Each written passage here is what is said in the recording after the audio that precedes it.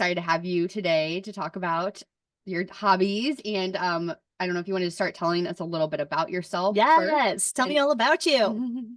Absolutely. Well, first, thank you guys so much for having me. I love your podcast. I love what you're doing. And the title of it is so clever. So I'm just excited to be a part of this. Well, so let's see. I think as a kid, am I going way too far back? No, go for you it. can go all the way Yep. back to the beginning. The day I was born started the journey. Yeah, exactly. Here's my life story. No, I mean, I think as a kid, I was always so impressionable. Like I never really knew how to think for myself. I really followed a lot of other people. And I think that kind of grew into adulthood as well. So I think there was a timid nature to my personality. And I was a little afraid of just kind of putting myself out there always as a little kid, which is kind of surprising if you know me now, because that's not how I am. But even as a kid, I was just copying other people. So I'm a dentist. I call myself a recovering dentist. I practiced for 10 years and then I left dentistry after 10 years in practice. And for me, it wasn't the right career. But it is a great career for so many people. It's just, I wasn't listening to myself, right? So what I did was I got really invested in my identity as a dentist. And I think this happens with any career, whether you're an attorney, an accountant, a mom, we get so invested in that we forget that we are these whole humans. Yes, yes. Right? So I got to just a very dark place in my dental career, where I had nothing else. I was just like nonstop focused on The hustle. dentistry, the hustle. Exactly. And so I think in a way, I didn't ever discover who I really was. But also at that point, I lost sight of who I was. So I remember, um, reaching out to a career coach because I felt very lost. And one of the things I said to her was, I feel like I'm bored and I feel like I'm boring. Oh, wow. Yeah. That kind of hits me a little bit. Like I feel like I can really connect to that. Keep going. I'm resonating with you.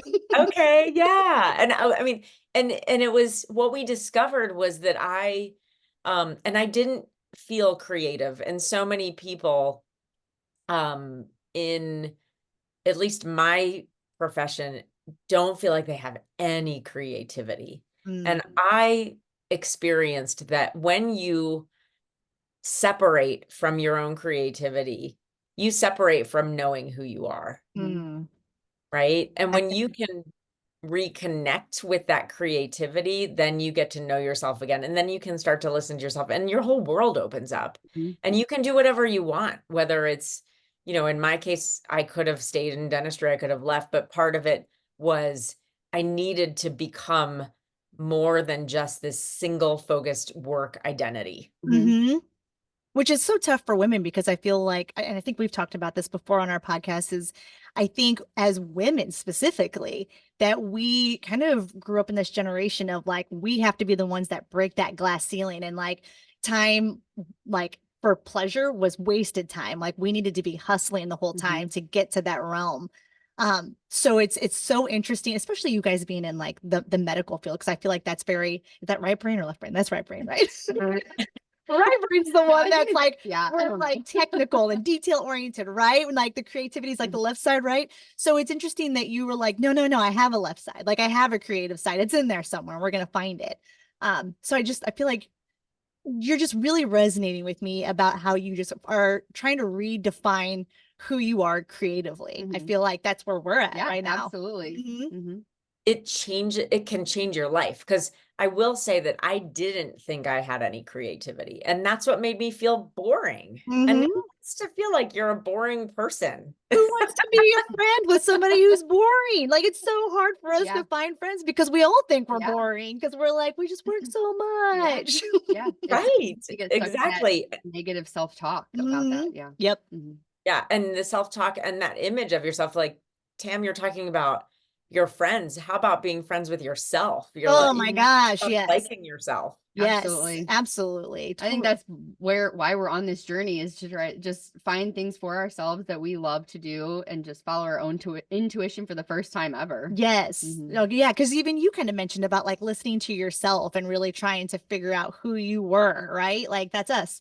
We're in that. Yep. We're in that together. Together. And I'm still in it too. It happens to me all the time. It's a constant process. It Mhm. is a constant process. That's actually good to hear because I was kind of curious, like where you were in that journey. Like, do you feel like you've achieved your goal of pulling that creativity into your life and redefining that person that you wanted to be, or are, I guess I should say, or do you feel like it's an ongoing process? I totally do. I do feel like I've really kind of tackled that. But I think we still settle into the comforts of life Mhm. as you Yeah. go, right? Yeah. So for me, it was creating a new identity, which, oh gosh, let's not even go into like ego, and it's going to be way too confusing. If we're confused by left brain, right brain, we don't Right? need to go here. Let's not get too advanced for Tam here. I'm more Right. the comedic relief. But it is so easy to fall back into our habits, right? And to not continue moving forward. It's so easy to talk ourselves out of continuing on. So Mhm. yeah. Absolutely. Yeah. So continue on with your story with like how you ended up. I really want to dive into how you started your blog and blogging. So that's something we're really interested in. Yeah. How did you I don't do know. that? Yeah. Yeah. So Yes. yep. So my ultimate hobby did become blogging. But you guys, we were emailing previously, and you asked me like, hey, do you have any other hobbies? Mhm. Some of the things I tried, I'm sharing this because you guys have done it too. Do you know I tried to brew gluten-free beer? No. And Didn't know that. Yeah, you can share that with us though. How to taste. it was not the best. Yeah. And like it was just trying things like you guys have tried things, like Mhm. baking bread, and Mhm. and it's and beer is so much like baking, which is kind of funny. So random things like that I would try, and you just try them, and it's like, is it a red light or a green light? You try it. Mhm. If it's good, you keep going. If it's not, you don't. I loved cooking, Mhm. following recipes. So I think people mistake what creativity has to be. Yeah. I think people think that creativity can only be art or Mhm. music, Mhm. Yeah. but Mhm. it's really about creative thinking, Mhm.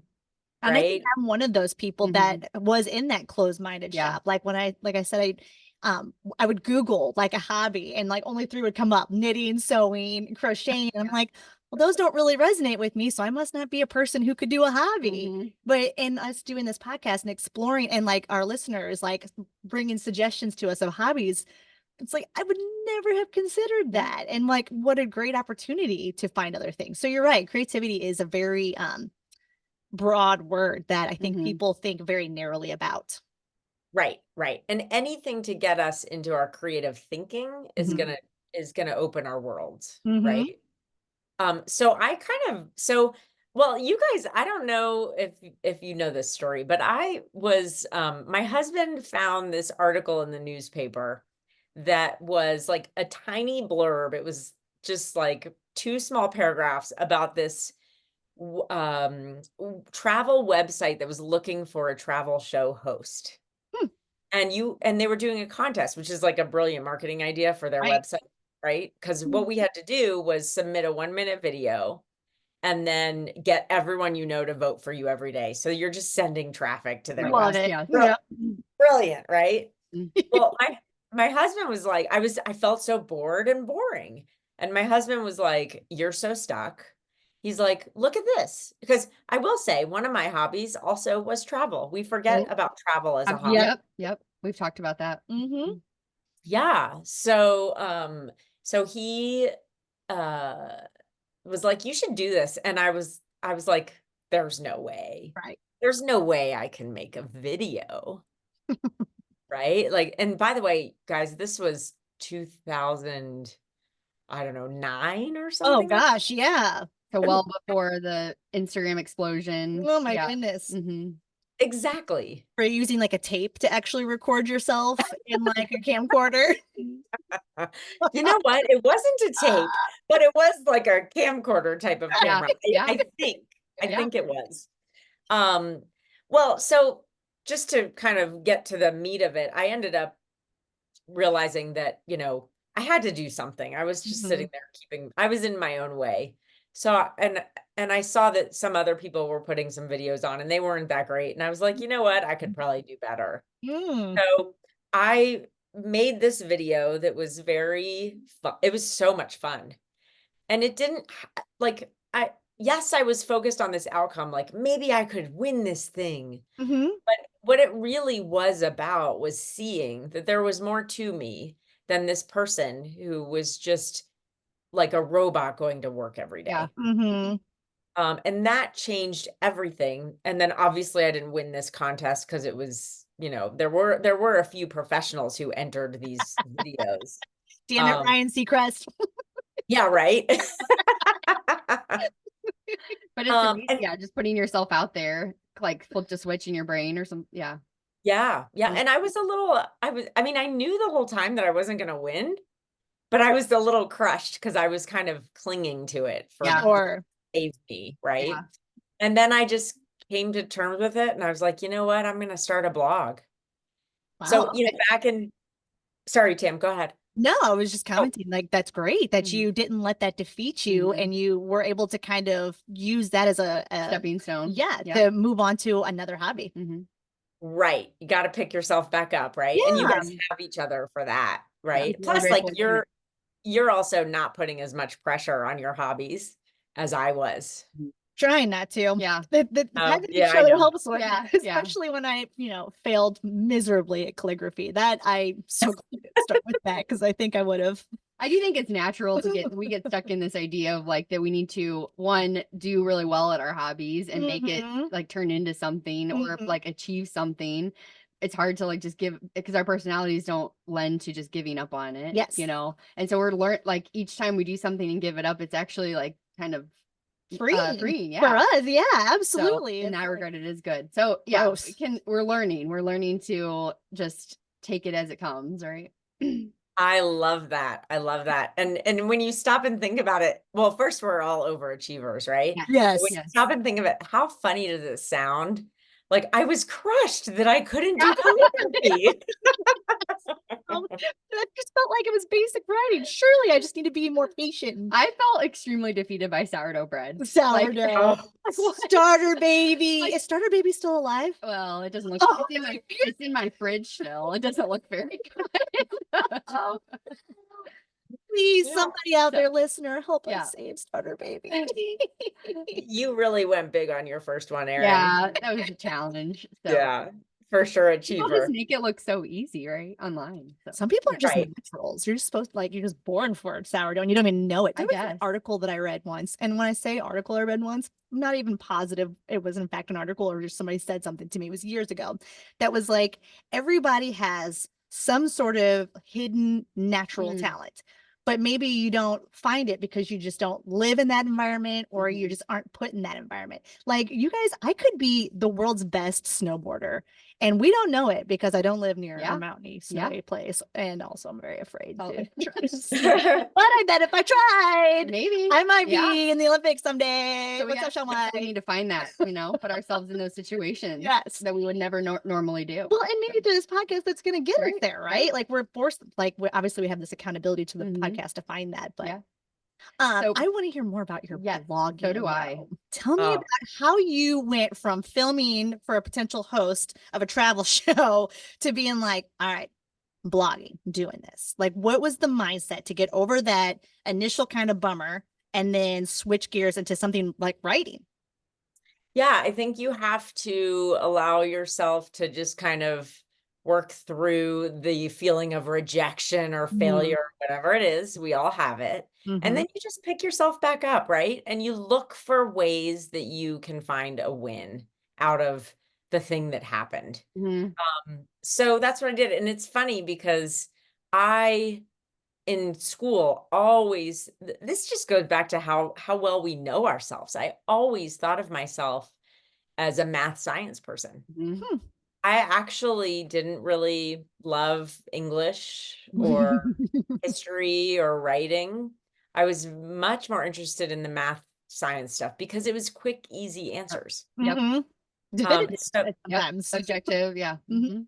yeah, absolutely. And it's funny to look back. Hello, overachievers. Do you know what AP classes I was in high school? What? English and history. Oh, really? Interesting. How weird is that? Yeah. That Isn't that is so kinda weird? That odd. is weird. Yeah. Talk about being unconscious and not knowing yourself. Mhm. But because it always felt like so much. So writing was a little bit of a challenge for me because it is time consuming. Mhm. But I just use it almost like a journal, like uh what's her face's Bridget Jones' diary. Yeah. Yes. Yeah. Maybe a little less personal, Yeah. but still, I just kind of started writing that way and saying, I'm just going to do this. And like you guys with your podcast, I just committed. Mhm. Committed to writing every other week. And it was challenging in some ways because it still does. It takes me a long time to write. I'm a bit of a perfectionist, but it was cool because I ended up growing. Oh, and by the way, I was writing about food and travel. I just picked two things that I liked. That's it. You just were like, this is what I'm gonna write about. I'm just gonna write my thoughts. Food and travel, yep. And so when I was traveling, and meanwhile, there's a million travel blogs out there, right? But there are strategies and techniques you can do to build your audience. And I learned so much from that experience. But the best part about it was when I would travel, I would just pay attention. I would just look for stories. And my style of writing is, I think, kind of similar to how you guys podcast is it's about what's my challenge and how can I find the solution in this challenge and how can I grow from this? So while I was writing for other people, the biggest gift was for me because I would process any of my stresses and things I would go through. And when you share something publicly like that, it helps you grow in a different way than if Would you're just totally journaling. agree. Yes. Absolutely. Mhm. And then Yeah. did you get a lot of feedback on that initial blogging, or do you feel like it was stayed pretty? Nobody read it. Yeah. I think like 6 people read my blog. I love it. Yeah, but it was so much fun to kind of explore my creative voice. Yeah. Do you feel like it sounds like it helped you be more present in what I you were agree. doing? Yeah. And I keep saying it like expanded my world because when I would travel, I would be able to process experiences. Like traveling can be painful sometimes. You might be stuck in an airport for 6 hours. Or if you're hiking, you might feel that pain when you're hiking up the mountain and you don't feel like doing it. But if I could pay attention to those moments and turn them into experiences that I could grow from, or write about, I would say that the intention was to write about, the outcome was that I could grow from it. It just gave me so much, it just kind of added to the creativity and my view of my world, and it really expanded everything. And then I started seeing possibilities and opportunities and got unstuck, just connecting with my own creative thinking. But so great that you were like reflecting during that. And like Erin mentioned, like it gave you like the opportunity to be kind of present in that nature. So has your blog evolved? Like, are you still in like that phase where nobody's listening, or has your blog grown over the years? Where you currently stand with it? Well, so I am an example of with a little bit of intention, a little bit of commitment, or let me say a lot of intent. No, a little bit of intention, a lot of commitment, a lot of accountability, Mhm. and a little bit of luck. I Mhm. was able to turn my hobby into a business. Yeah. Wow. Congratulations on that. Thank you. Yeah. And it was just having hope and just doing it for the sake of doing it, not putting the pressure on it to become something. Yeah. That's great. So you didn't start your blog with being like, okay, this is gonna be something and I'm gonna be profitable from it. It was truly just a hobby, and then it just naturally progressed into that monetization. Exactly. Awesome. What did Exactly. it look like on that day when it switched to monetization?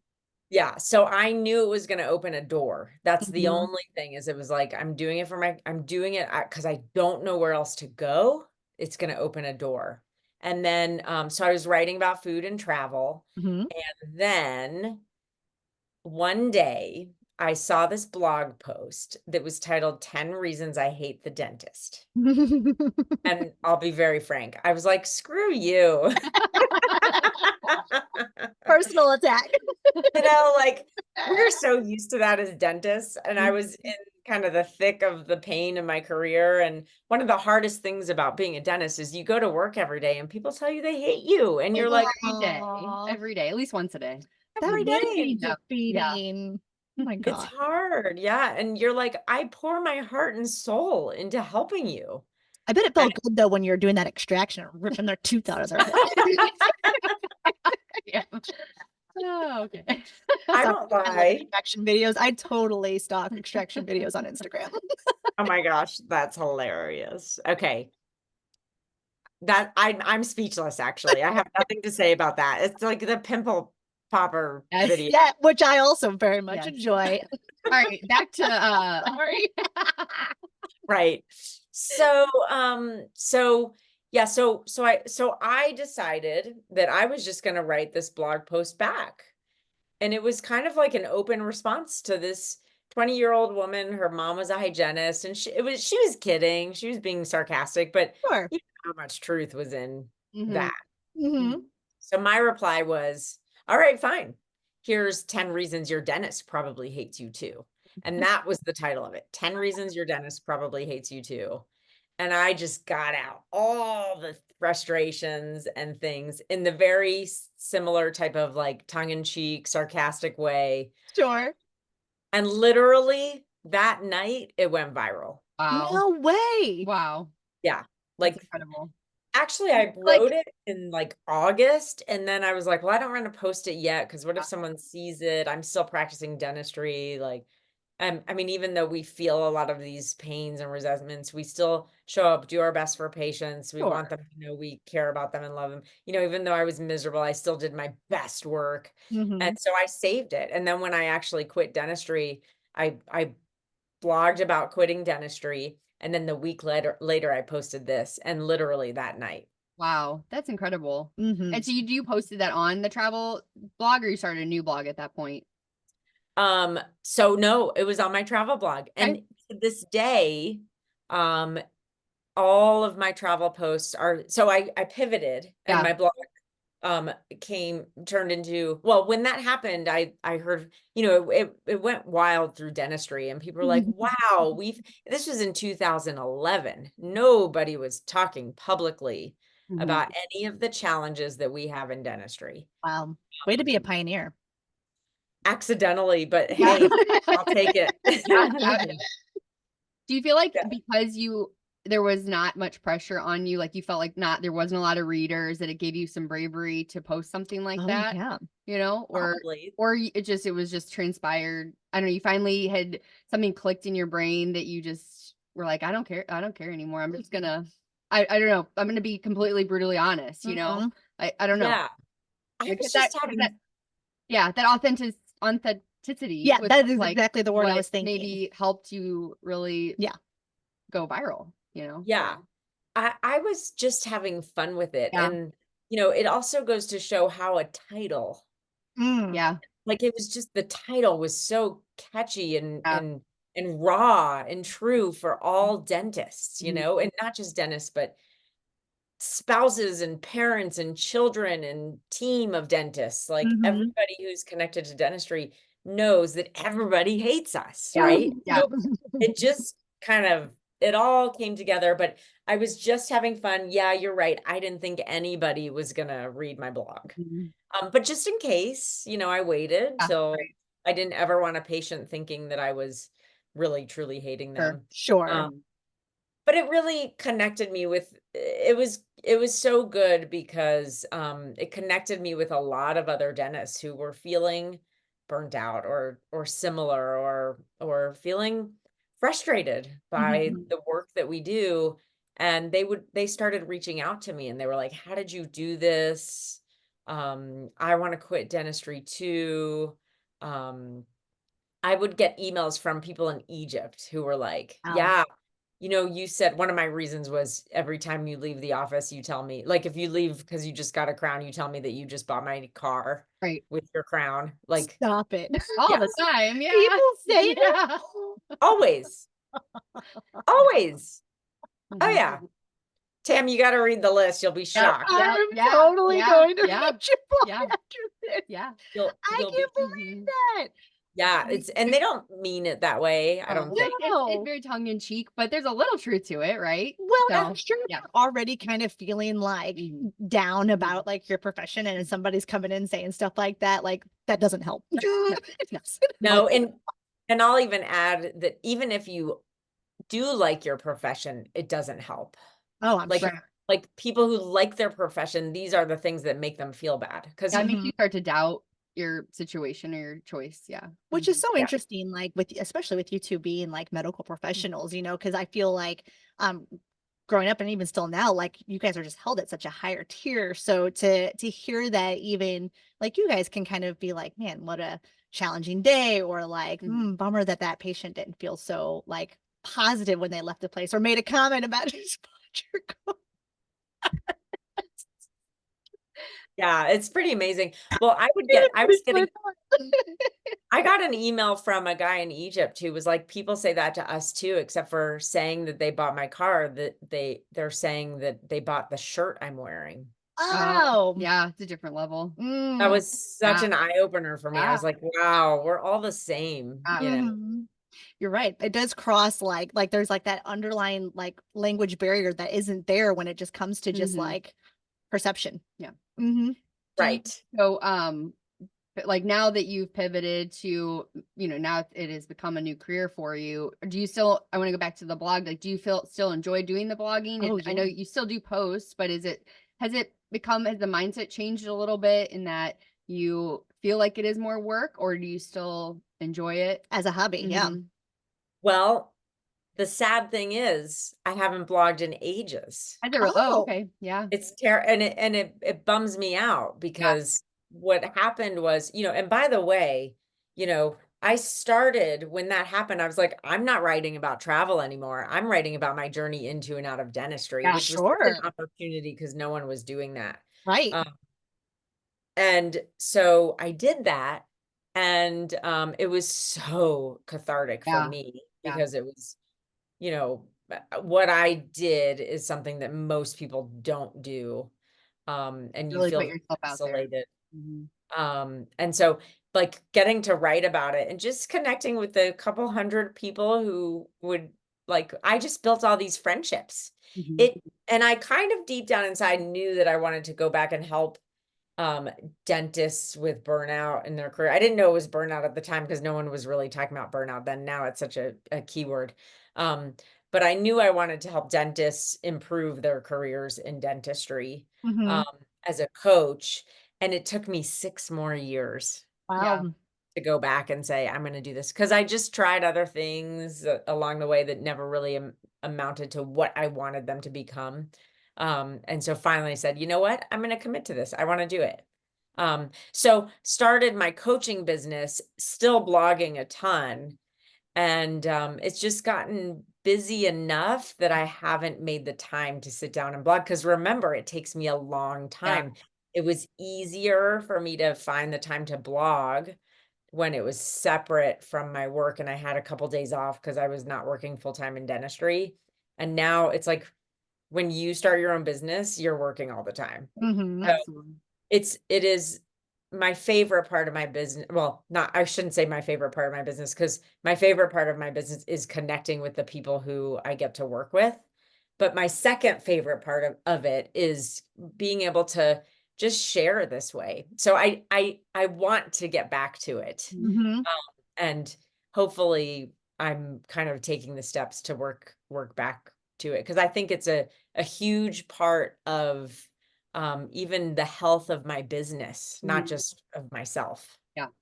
I think it's interesting because you're kind of giving like this this tone of like community as really being like important, even in the hobby world. And I feel like as I'm exploring hobbies, I do think that's something that's drawing me, you know, like I think whenever I was previously Googling hobbies and it was sewing, crocheting, you know, it's like they're like those are all very solo hobbies. yeah, that you can just sit on your couch while, you know, you're with your kids or whatever. And I just wasn't connecting to those. But the hobbies that I feel like I'm starting to kind of be more interested in are ones that are building a community. And there's like that strength in numbers. And so hearing that like you found like a realm in which you had others that kind of related to you, it seemed like that kind of helped you take reins of that hobby and move forward. So I think that's interesting, talking about hobbies. That's such a good point, because I also, so part of my transition out of clinical practice was I became a weight loss coach. Oh, wow. And so I bought a camera and I did food photography. There's another hobby. Yes. I would take recipes and I would turn them into healthier versions that I could share with my weight loss clients. And I put that into a blog that still exists. I don't ever post there. I don't do food photography anymore. I didn't quite, I love, because I mean, I don't know about you guys, but I love pictures of food. Yep, for sure. Yeah, for sure. What does that make you a foodie if you like pictures? Yeah, so it was fun. But I never fully invested in it, so it never really went anywhere, right? Like I didn't want to, I was like, I don't want to buy the equipment. And so it was fun, but it wasn't, you know, it just kind of fizzled out, which is fine. But I will tell you that having that community was what kept me going every day to write my blog, because I didn't get that sense of community with the recipe blog. And it was, I just, after a while was like, you know what, I'm not getting the back and forth with this, so I'm gonna stop doing it. For So it's sure. a great point. If community is important to you, and it is to a lot of people, allow your hobby to be that vehicle. Yeah, definitely. Yeah. And it sounds like you really just, I mean, I know it was a lot of ups and downs through the years, but you really followed your just intuition and kind of just try to be open-minded, and it led to something really great for you. So I don't know, it's really cool. Yeah. Laura, I mean, you've been so fascinating today, and I like so appreciate you taking the time to join us and tell us about your journey. I know, like, I think I've told you, like, I think blogging is something that I would be interested in. So I did have some ulterior motives about picking your brain a little bit. Well, we can chat, and I'm dying to start a podcast. Really? Oh, nice. Yeah, Yes. you'd be so good at a podcast. You would be great. And I feel like maybe we could have like a meeting where we share strategies here. And I can Totally. give me my catchy phrase for a blog title: 10 reasons why I love the dentist that I see. Well, we do love patients and people like you. Yes, We love to be loved. Yeah. Who doesn't? True. But yeah, no, thank you so much again. Is there anything that you would like to promote while you're here with us? Well, I would want to thank you guys so much for having me. I love what you're doing. It's so much fun. And like, do the hobbies just for the sake of the life experience, and whatever unfolds. It'll change your life. And I think you guys are seeing that. You've got this is your hobby. Absolutely. Yep. Nothing else. You found your hobby, you know? But you know, I have a Facebook group. It is geared towards dental professionals. It's called Dentist Side Gigs. And it is a lot about hobbies, and maybe eventually we can turn our hobbies into side gigs, and we can just enrich our lives a little bit more. I also do a coaching program where I help people connect with themselves and also start side gigs. So I've got the Facebook group and also an actual active coaching program where I help people start side gigs and design their lives and their careers on their terms. Great. I love that. It's beautiful. Yeah, it's Thank really you, Laura. inspiring. Yeah. Thank you so much. We'll be sure to list all of your links on our podcast website. So please, check that out. Awesome. Thank you guys. Thanks for joining us, Laura. Give a great one. Bye. Bye. But then we just sit here and talk a little bit. Laura, you were fantastic. Thank you. So are you guys. I love your energy. Oh, thank you. But you're so fascinating though, because like you brought up, I'm probably should have talked about this, but like you're just really inspiring about how you took a couple of losses, but still kept going. Like you never really stopped trying to find that creative side. And like, that's something I hope that like I can do, because I feel like I didn't see myself as a creative person. But now that like I'm trying these hobbies that we're doing, like you're right, I'm making like life memories and I'm bringing things in that I feel like now I can make friends, because I can, you know, approach people and be like, have you ever tried calligraphy? Sucks, but you might enjoy it. Let's talk about it. Are you guys having more fun?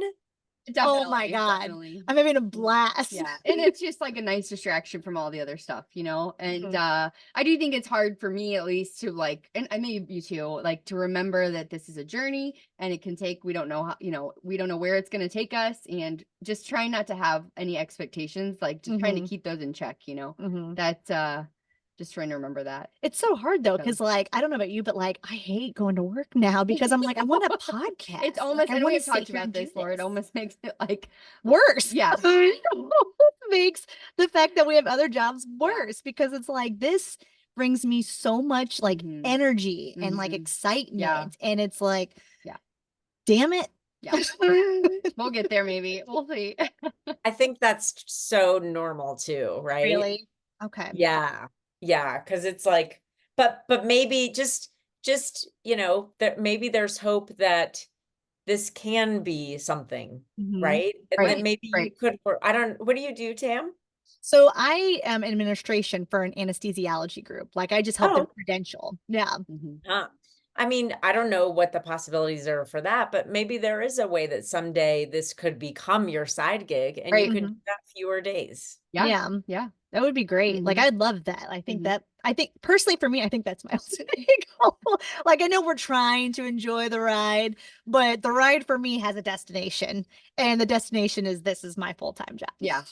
I love that. I love that. And you have to, you know what? It's like, you kind of have to have that as well. Because a hobby just for hobbying, is amazing.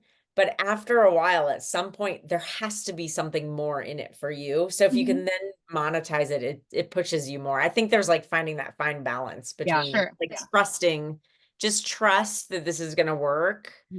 It might not work the way you envision it working, but I listen to a lot of podcasts, you guys, and it is so good. Thank you. Really? Oh, that feels Yeah, great to it's hear. so good. Really Because it's not really just about hobbies. You guys are talking about life. Yeah. Yeah. And women and moms and connecting and self-love. And you're talking about things that people care about. Yeah. Not just silly hobbies, you know. I appreciate hearing that. That's actually a huge compliment coming from you, because again, I'm not a part of your group, but I'm getting like a second, like they call it like smoke, like secondhand smoking. I'm getting secondhand counseling from you. Like Erin shares to me what she learns from you, and I'm like, yes. You know what's so cool about that is, Erin, and you sharing that and teaching it, you learn more from it in that process. So true. Well, you're crushing it as a counselor. As a secondhand learner from you. I'm feeling inspired. I'm so glad. And I'm so glad that, Erin, you're a part of my group. Yes.